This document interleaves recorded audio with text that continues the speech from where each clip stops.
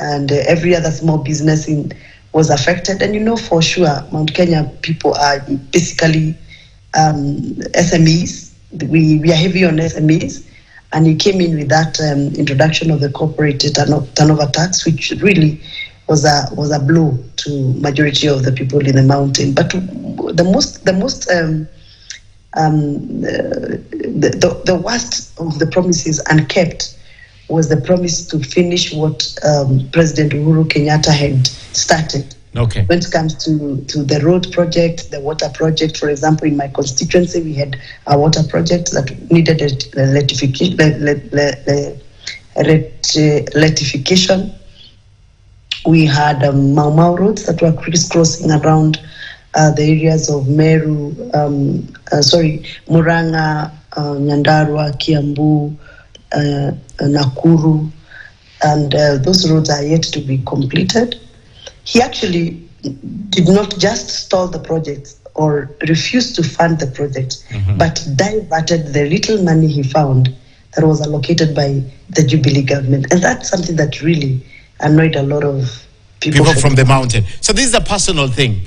Mheshimiwa, what you're saying, this is personal, because if you look at the Kenyan landscape, there is nowhere you can say that there's development that is going on and the president has stalled development in the Mount Kenya region. Is this a personal thing because you are a representative from Mount Kenya, so you want to specifically speak about Mount Kenya? Because the whole country has a problem. It's not only You Mount asked Kenya. me a question about Mount Kenya, yes. So I was answering you specifically about Mount Kenya. Okay. Yeah, you asked me a question about Mount Kenya. And like I told you, I'm elected in Githunguri, so I'll be better placed to speak about what I know and what I'm familiar with. Okay. How is it at the mountain? Because the impeached deputy president said the mountain has shifted. How big is this shift from where you sit? Very big. Very big. Big enough to upset? The beauty about the mountain is that we are not liars. Yes. When we say we are annoyed, we don't pretend. And by the way, we are never quick to, show our emotions in terms of if we are not happy with you, we don't show you. We don't throw stones. We just keep quiet and wait for our time. And the people of the mountain are not the people to shout. They don't shout. They just keep quiet. We murmur. We speak and get. We have a way of speaking, and we actually don't. Should I say we don't hype? We are not hypers of our emotions. Okay. But I can tell you the last nail on the coffin was the impeachment of the deputy president, Rigathi Gachagua, who, by the time he was kicked out of government, he had pronounced himself against the projects, like I've explained, the promises that were not kept, the abandonment of a lot of projects, and the unfulfillment of the projects and the promises around the project, development projects. And so the only voice we had left, the bold voice that we had left, was Rigathi Gachagua. And Wamuchomba. And so, of course, you've been very vocal on a lot of national issues. Yeah. And so we felt like we have been exposed. Okay. And people are displeased, and that is why you can see a lot of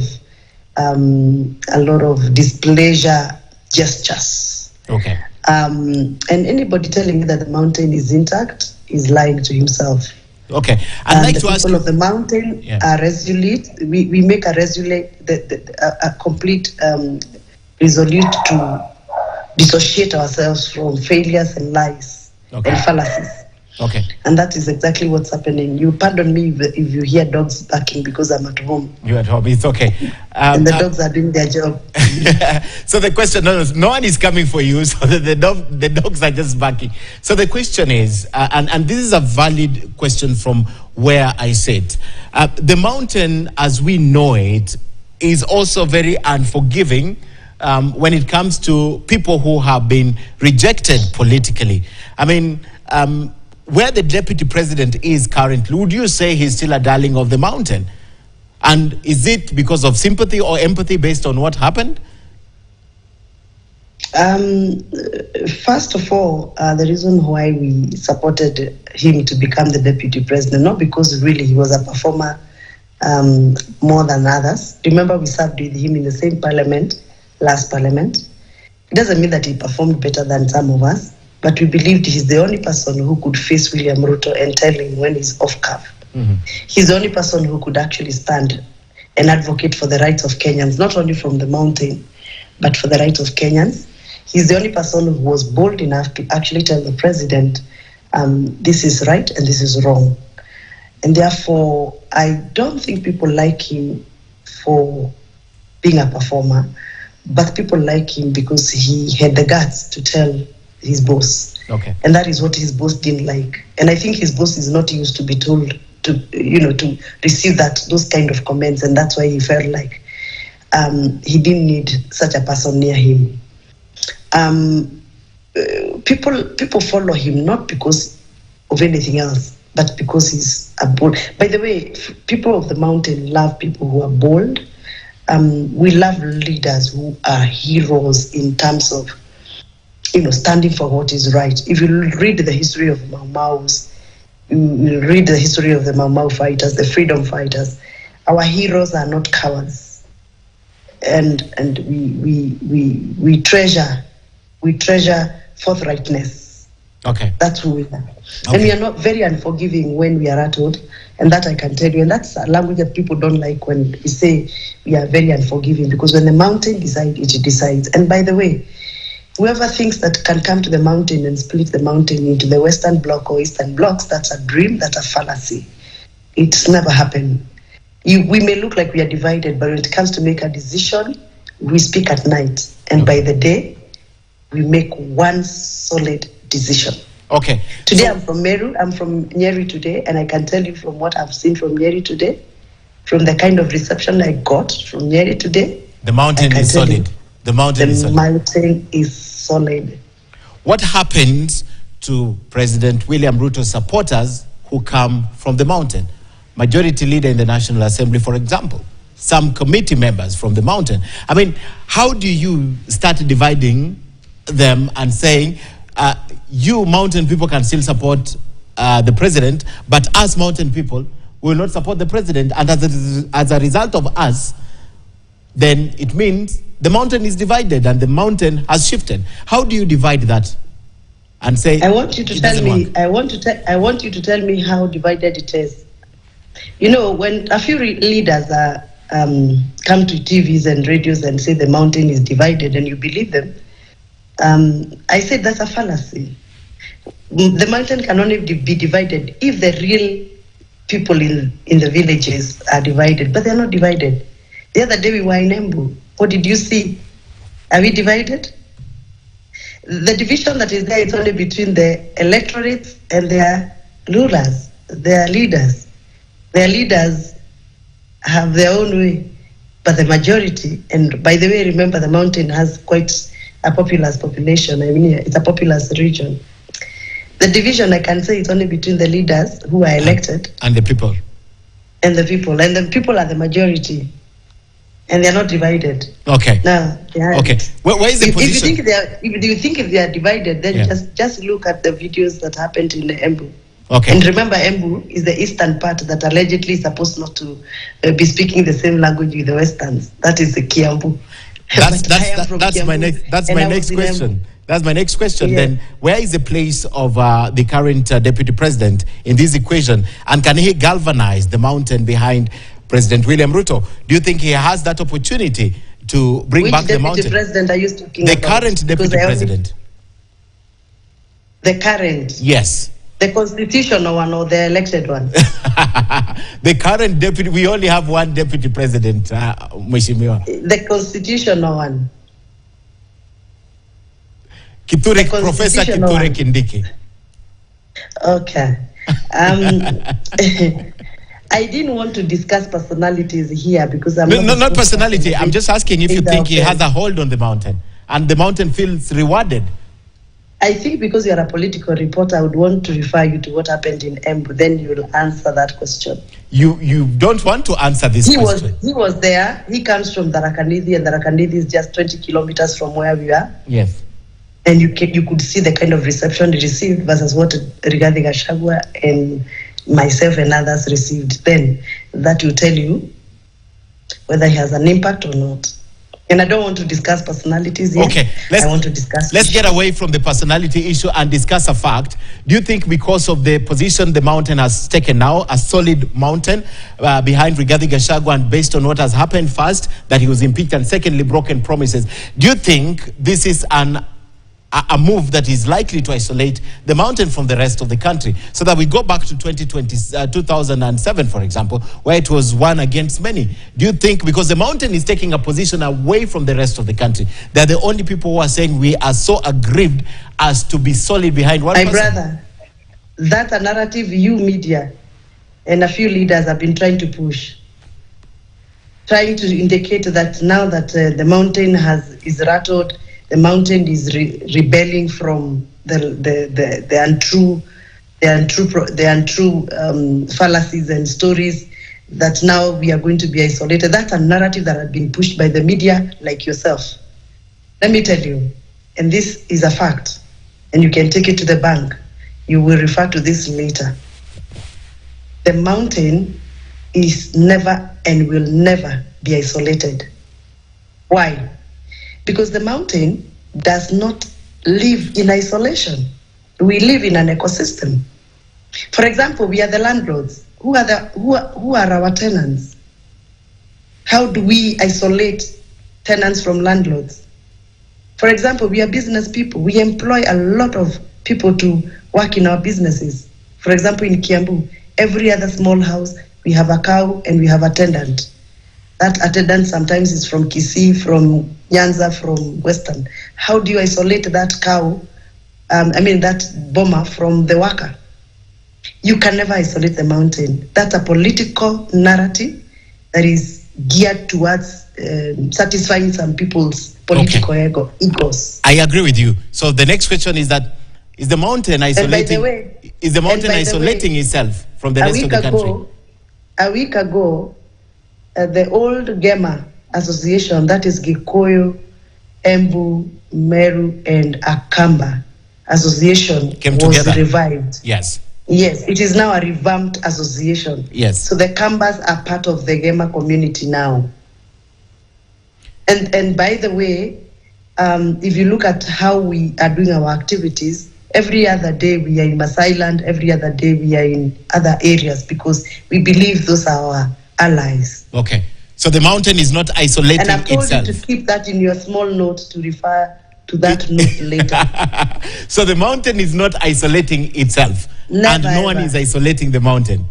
We have very many allies, and we are working towards making even more allies. But somebody is trying to bring out that political narrative, so that he can justify why he has to reallocate budgets from the mountain to other regions. This is about the budget now. This is about resources. Oh, yeah. This is about resources. Oh, yeah. Let me ask you, is there regrets? Because I'll go back to the 2022 election, pre-2022 election, Wamuchomba, and for the first time, the mountain did not have a solid leader running for president. In fact, the impeached deputy president said that we shall not make the same mistake we made in 2022, which means we didn't go as a solid bloc with a presidential candidate, in my opinion. That is what he was saying. So what happened in 2022 is that the mountain for the first time handed its leadership to William Ruto, and William Ruto was a de facto leader also of the mountain. Looking back, with hindsight, was that a wrong move at that time?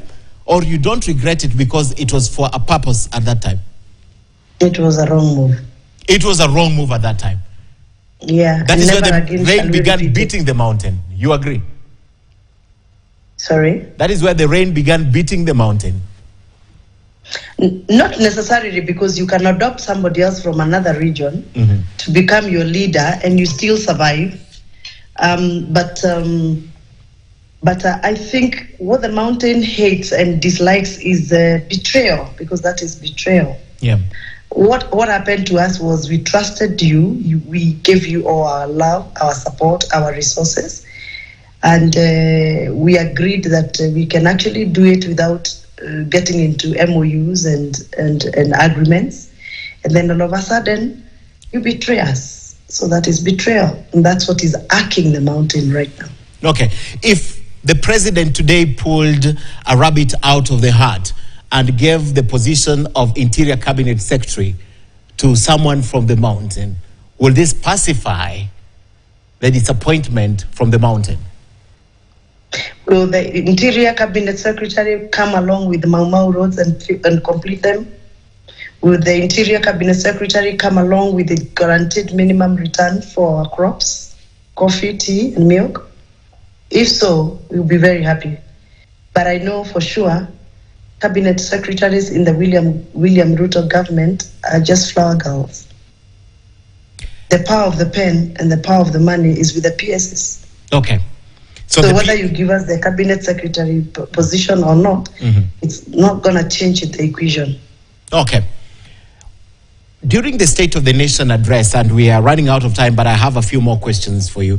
During the State of the Nation address, one of the things that the president did was to cancel the Adani deals. And the deputy president said that he was not even aware, he was not informed about what was going on in the government, so he couldn't have defended it. Now, because you're a very, very vocal member of parliament against the things that you think are not going right in this country, was that a right move?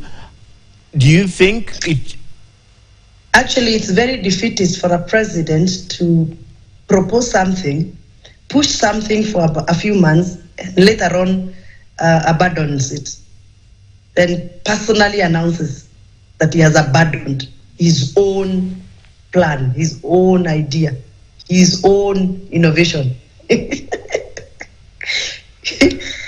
defeatist. But I think he had to give in to people's pressure. It was completely out of order for him to do so. He's justified to upgrade the airport, but the way he planned it, now, it was not convincing to anybody that the intention was to actually upgrade the airport. The business interests were bigger or higher than the intention, the fundamental intention. And therefore, it was very, very embarrassing, let me use that word, it was very awkward for the president to actually withdraw his own plan publicly. And he looked like he was under immense pressure. And this is a lesson to the president and his advisors, a lesson to the ruling class of this country. It is high time that we stop making laws for ourselves. We should make laws for the people who voted for us. We should stop making policies because they please us as the ruling class. We should make policies to serve the people who made us leaders or those who trust us and believe in us. We should stop budgeting for the sake of our pleasures and our interests and budget for the needs of the people of Kenya. And I think that's a lesson. No, I don't think there's anybody else who will ever make that kind of a move again in this country, because it was headed in the very wrong direction. If the president never gave in to Adani's, and by the way, he still have to give in to more Adani's drops, because we still have Adani aspect within the SHA medical arrangement. If he still has to insist to work with Adani's, then he can get ready for public pressure again. I think the Ministry of Health has discounted that. I have heard people asking whether the pressure is decreasing or increasing. Or increasing. I think the Ministry of Health has come out very clear and explained that there is no component of Adani, including Apero and the rest, in SHA. I'm not convinced. But you only need to read through the text of these companies and see if they're I involved. have read and I'm not convinced. And by the way, I am a very learned person. Academically, I have a serious accolades, and I'm not convinced. Politically or economically? What is the convincing you need? Is it a political convincing that you need, that they're not there? Or what is it? No, I mean, I am an old student of economics. So I know how companies are formed and how companies hide their shares within other bigger companies and how people change and trade shares and all that. Okay. So I've told you, I am an old girl in this game and I am not convinced. So you think that it was not true? One of the things that the court asked was... what is true? What is ever true? Tell me. What has come out of this government that is true? Give me one. Did they tell us that there was no fake fertilizer? Uh-huh. Did they tell us that there was no adulterated fertilizer in circulation? Was it true or not true? And should we agree that we should not assume that whatever comes out of this government is true? Let us just agree for the sake of this discussion. When did it become not true? When did you come? And I have a lot of respect for you because of your stand and how you stand for Kenyans and your constituents. But I would like to ask you this with all due respect. When did it become clear to you that things from this government are not true? Was it after impeachment or even before? 3 months after the president was elected and I was elected. Okay. The president came to my constituency and promised milk coolers to my farmers. He came again and again, 3 times, and promised the same. I never and happened. To date, he has never delivered. Okay. Is that true or not true? You are the member of parliament. You are the member of parliament from Githunguri. Unless you want me to come to your constituency to drink milk so that I can see the coolers are missing. Give you an example. I've given you an example. And if you want more examples, I'll tell you. I'm one of the first people who flagged the adulterated fertilizer. Yeah. And the president came out the same weekend and said it is not true. There is no fake fertilizer.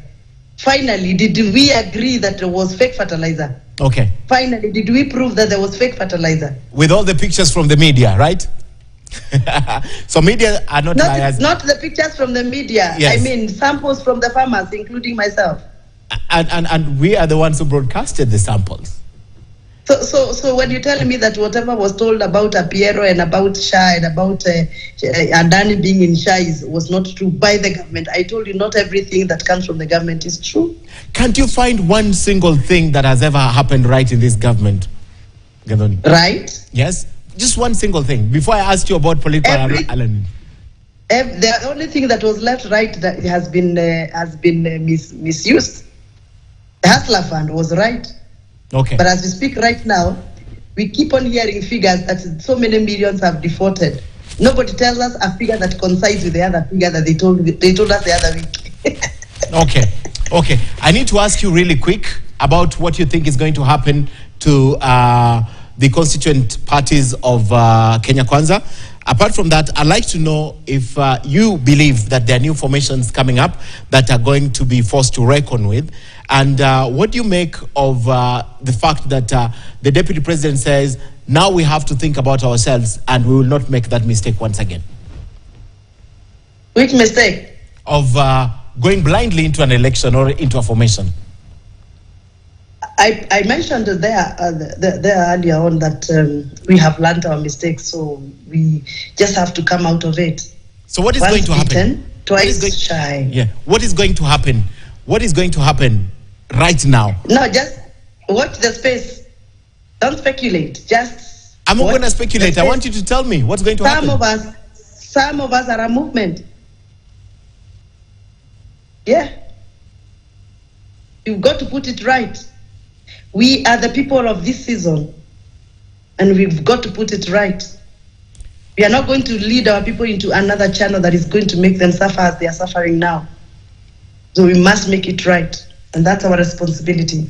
Uhuru Watch the space. Uhuru Kenyatta warned the mountain. Regrets. I said I don't want to discuss personalities, brother. You're running away from it. Where is his place in the politics of Mount Kenya? Sorry? Where is his place in the politics of Mount Kenya? Why are you taking me back to personalities? Let's discuss issues. It's an important question, and you speak for Kenyans, and you're not afraid to speak your mind. Spokesperson. I am not his spokesperson. No, you're not his spokesperson. Yeah. Okay. Some of the things that happened in 2002. I'll take you back there. Some of the things that happened pre-2022 election, have they come to pass? 2022? Because you tell me you don't want to discuss personalities, and we spend almost 40 minutes discussing the president and what is done and what is not done. No. The president is our business. But the ex-president is not our business anymore. So you decline to be drawn into a conversation where the ex-president is? Okay. I am not going to discuss personalities, brother. Don't push me there. Otherwise, I'm going to ask you to allow me to go and sleep. My last question. No. You will not leave me here alone talking to myself. So don't push me. All right. The last question for you. You have said you're a movement. You've said there's a force to reckon with. My question now is, do you think the people of the mountain can sit down at this particular moment and front one person, or that person will emerge automatically in the fullness of time with the kind of formations we are seeing around? From the history, we have learned so many mistakes we have made in the past. You remember the time of Matiba and Kibaki versus Moi? When we separated, we divided the mountain into two blocks, and Moi had to win it. We've learned so many lessons even from 2022, which we may not repeat. Allow me not to speak more than that. Okay. Because I am not in a position to speak now. All but right. Maybe sometimes next year we should have that discussion. Okay. Finally, the outlook from where you sit, outlook of Kenya going forward. We are in December. First, I know this is the last show probably you're doing this year before you go for from the president. Yes. Do you think from there's the something? President? From this president State of the Nation speech in Parliament, he tried to paint a picture of a prosperous Kenya, a Kenya whose GDP has improved, whose inflation has gone down, the shilling has improved. He actually came out like the way he came out when he went to US. You know, the image he gave about Kenya in the US when he had visited President Biden.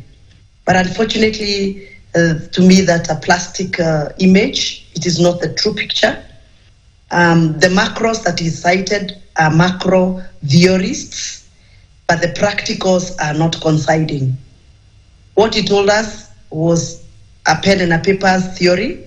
When it comes to the practice, people are still struggling to have their businesses stand. Profitability of so many SMEs have gone down. People have closed down shops. I am speaking from a constituency where we are serious investors and serious business people.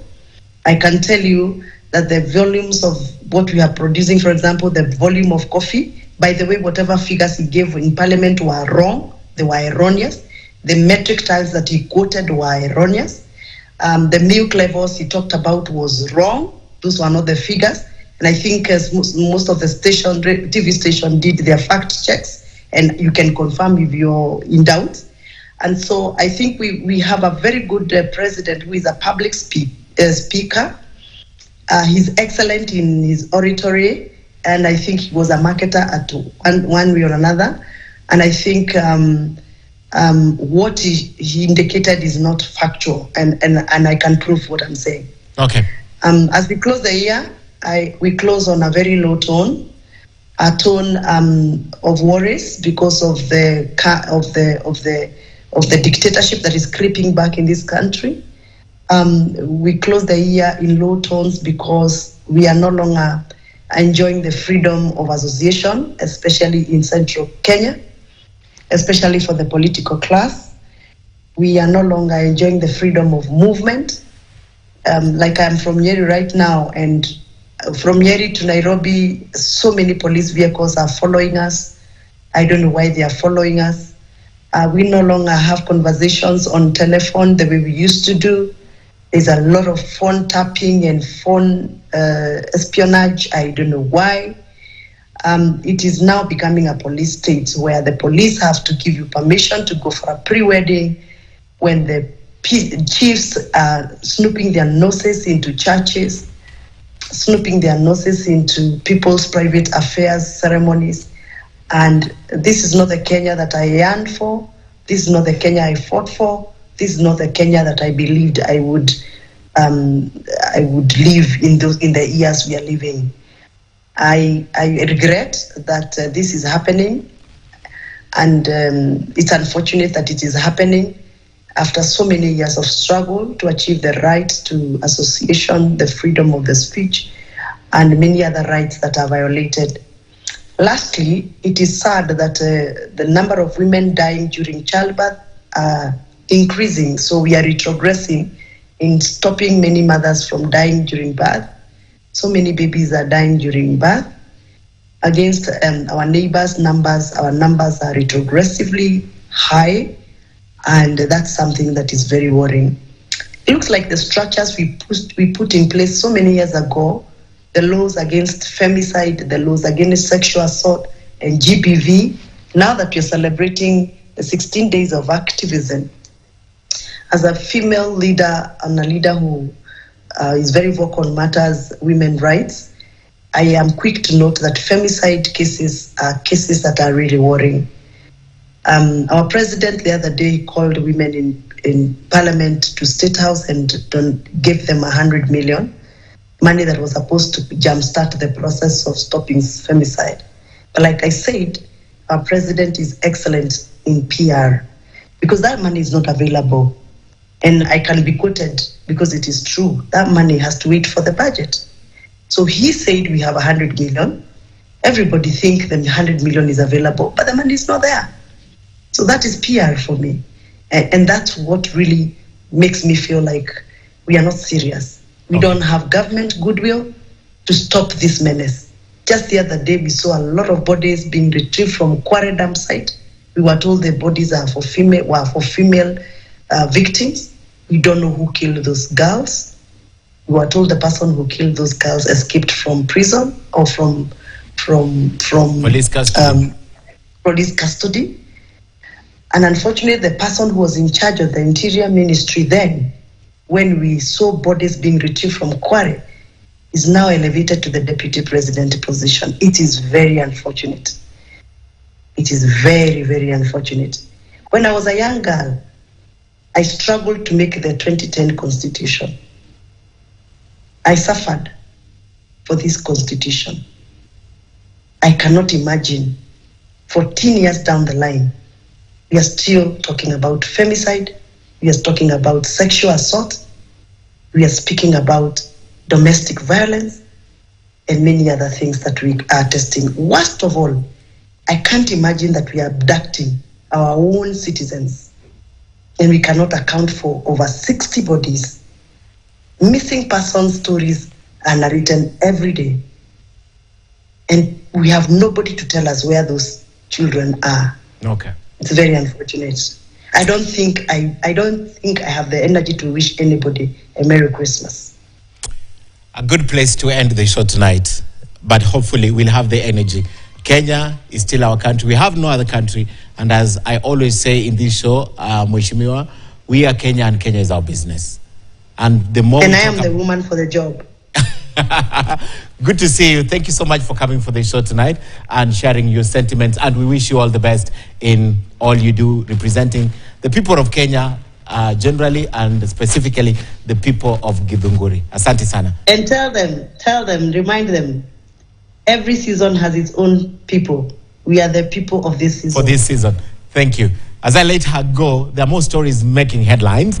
And the Prime Cabinet Secretary Musalia Mudavadi says diaspora remittances can actually be used to expand the Jomo Kenyatta International Airport if collected well. Now, Mudavadi, who spoke today during the Diaspora Day at the Kenyatta International Conventional Center right here in Nairobi, noted that the first 10 months of this year alone, diaspora remittance has increased to a record of at 520 billion shillings, which is an increase of 17.8% compared to last year. To put that in perspective, it could fund